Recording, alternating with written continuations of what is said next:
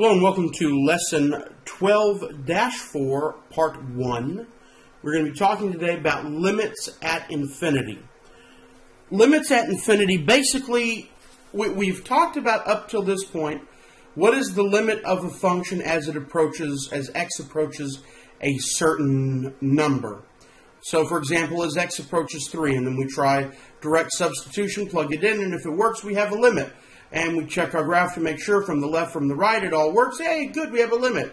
If not, we try removing a few things, like maybe rationalizing or factoring and dividing out, and then, hey, now let's plug it back in. It works all right, we have a limit.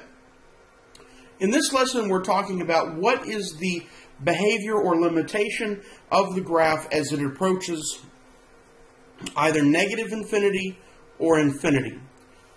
So, in each case of these L1 and L2 are real numbers, and the statements would read as the limit as x approaches negative infinity of the function f of x equals L sub 1.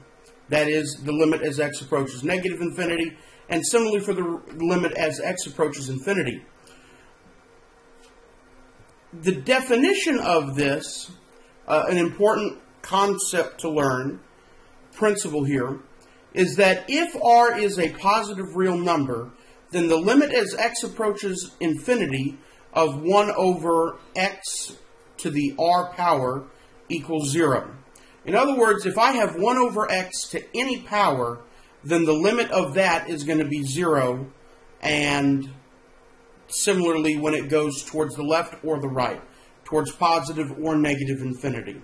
So what we're going to do in this lesson is we're going to combine some previous information about limits and how we evaluate them to evaluate some limits at infinity.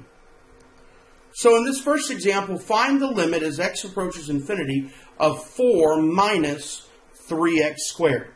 Now, we can use the properties we learned in the first lesson to break this apart. To break it apart. This right here, whoops, that was a horrible marking. Let me erase that for you. Okay, this right here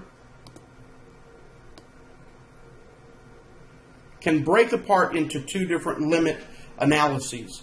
The limit of x approaches infinity of 4 and the limit of x approaches infinity of 3 over x squared. Now, what's important here to note is that now we have 3, and any constant number can be pulled out to the front of the limit. Okay? So now I've got 3 times the limit as x approaches infinity of 1 over x squared. In our previous lesson, in our previous slide, we learned that the limit as x approaches 1 over x to any real power, any real positive power, is simply going to be 0. So I have the limit as x approaches 4 of x approaches 4, which is 4, because if y equals 4, then it's just a constant graph of 4 for any value of x, and then I subtract 0, and it's just simply 0. So the limit of f of x equals 4 minus 3 over x squared as x approaches infinity is 4. As x approaches infinity, it's going to get closer and closer and closer to that.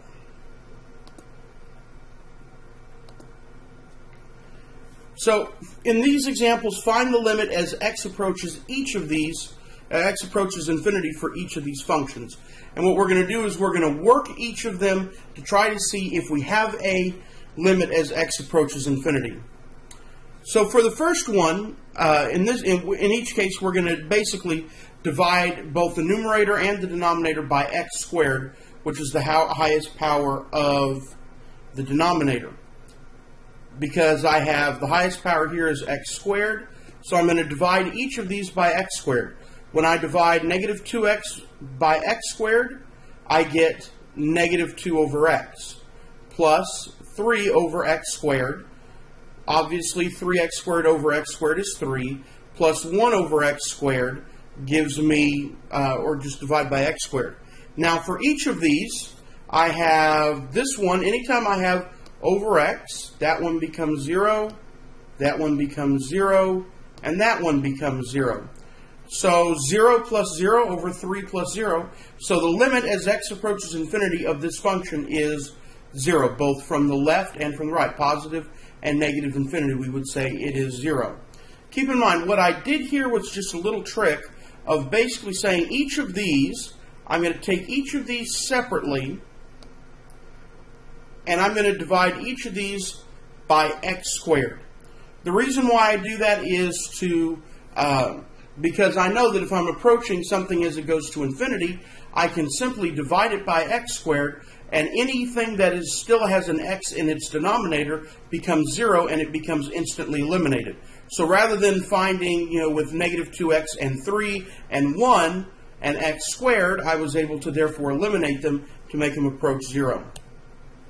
In this case, negative 2x squared plus 3 over 3x squared plus 1. I'm going to divide each of these individually by x squared once again. So I get negative 2 plus 3 over x squared over 3 plus 1 over x squared. Well, either of these that have a something over x squared, their limit is always 0. So 0 and 0. So negative 2 over 3, which is negative 2/3. Finally, in this example, I divide each of them. The largest one in the denominator, I care about what's in the denominator, is x squared. So I'm going to divide each of these by x squared. And by doing so, I have the limit is you have negative 2x plus 3 over x squared over 3 plus 1 over x squared. Well, in this situation, what ends up happening is if I end up having negative 2x plus 0 over 3 plus 0, then I end up getting negative 2/3 x. So what that means is that as the limit of this function, as x approaches infinity, it's getting increasingly smaller and smaller because it's just following the function negative 2/3 x. So in this case, there is no limit because it will decrease without bound as the denominator approaches 3. It's just going to keep on going lower and lower and lower and lower. Okay?